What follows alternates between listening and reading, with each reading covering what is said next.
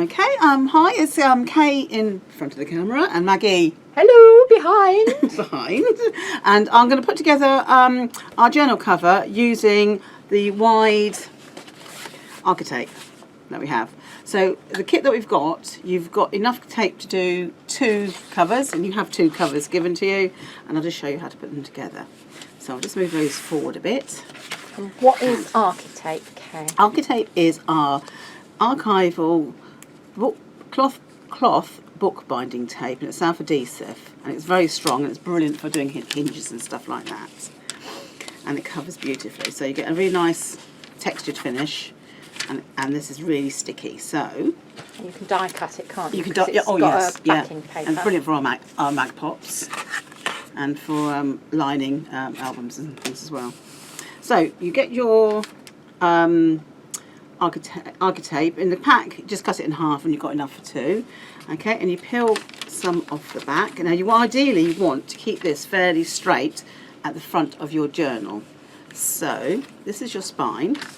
So you're going to place your spine in the centre and keep it as parallel to the sides as you can.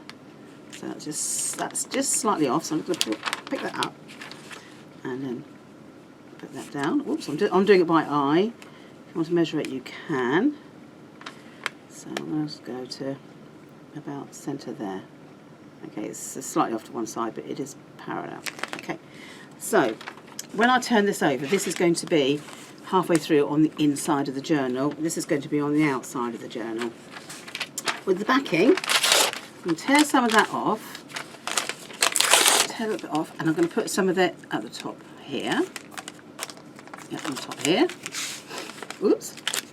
Because I'm going to use our hinge spacers, so I've got a nice even gap all the way down. So when I close my journal up, it will close properly.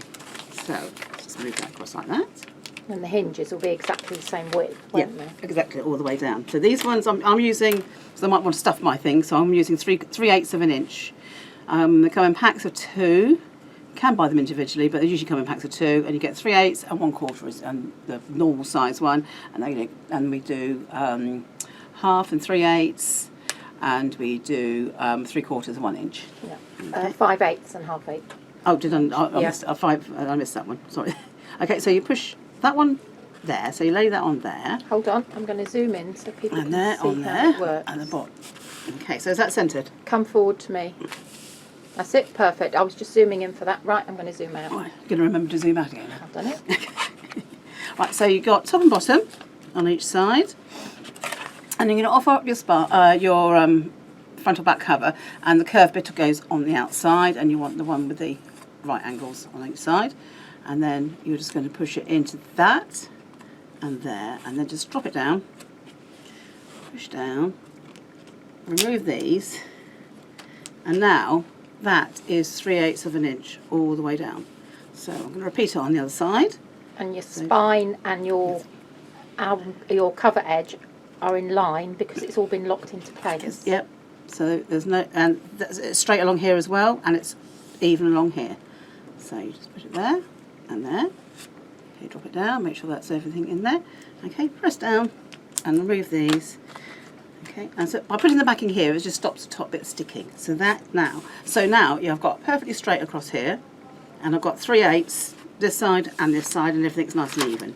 So I'm just going to remove the backing. Like so. Up the top, move that across, and then I'm going to lift this up, and I'm going to use my bone folder, and I'm just going to squidge it in so it's the right angle there. So I'll just bunch it up to that point. Okay, so I now know I've got a nice edge, particularly on the back. I'm going to push that down. So I've pulled it down with a bit of tension. So I've used a little bit of tension, so that's nice and straight.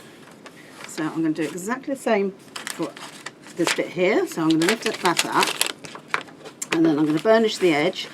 Burnish, burnish. So you get a nice edge like that. Now on this one, I can see that it's not particularly even then, so I'm just going to use a pair of scissors and I'm going to cut it straight across, but I'm making sure that I've got a little bit of an overlap here. nice sharp scissors and just cut it straight. Because if I don't, it'll probably just annoy me. And you can do this before you start. So lift that up, right? And I'm going to now using a bit of tension, and then I'm going to line up so it's even there. Don't stick it down. You mark the holes. Oh yes, I'm much a hole, am I? Duh. Oh, well done, thank you, Maggie.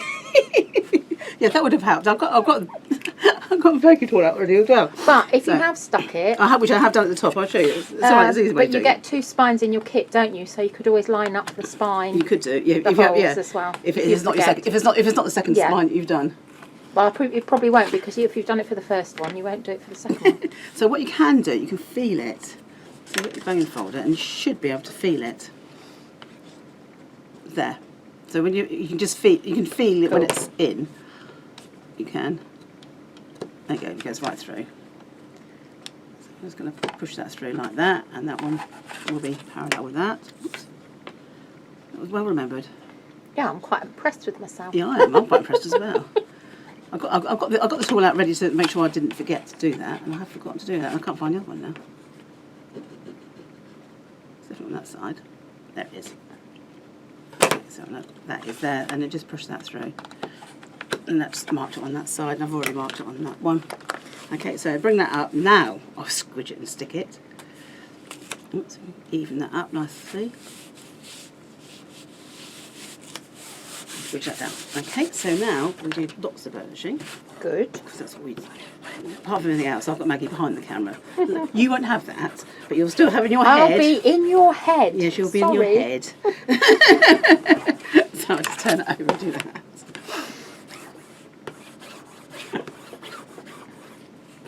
I'll just burnish the ends as well. Okay, and then I just mark the spine like that. So the sticky bits of both pieces of tape stick together nice and neatly. So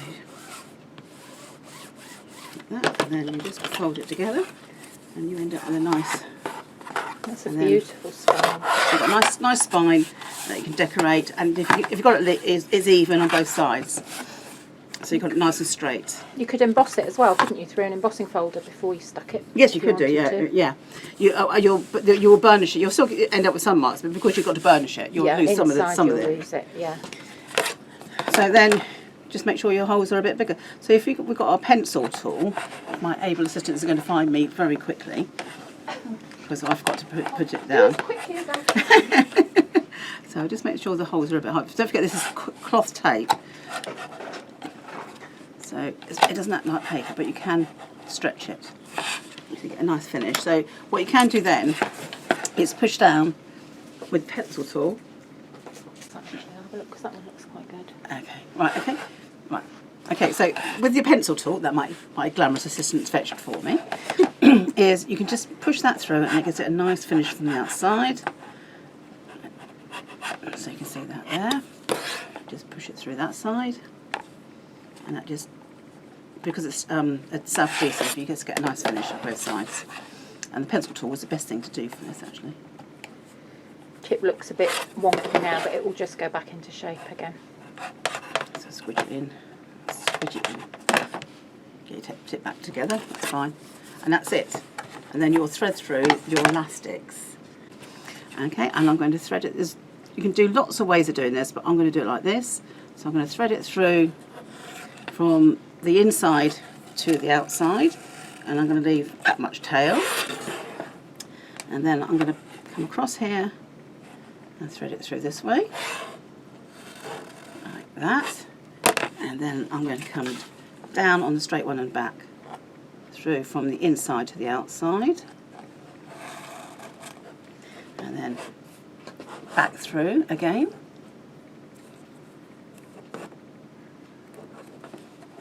Like that. And as you can see, you've got lots of elastic. And you want to do this with a slight tension. So just pull that a bit so you've got that's a tension. Just bring that through. So that's nice. And then just tie a knot and trim. So you don't want to do it really tall, but you do want enough so you've got a little bit of give. Okay, tie a knot, trim. and that's ready for your signature. So you can put 2 signatures in there. So, and you get a nice even finish on the outside as well. And if you've got white elastic and you want to colour it, just use your alcohol markers. Yep. But I think that's quite smart actually. I think it looks very smart. So yes, depending on what elastic you get, you can change colour it differently. So anyway, that's the journal cover. Thank you.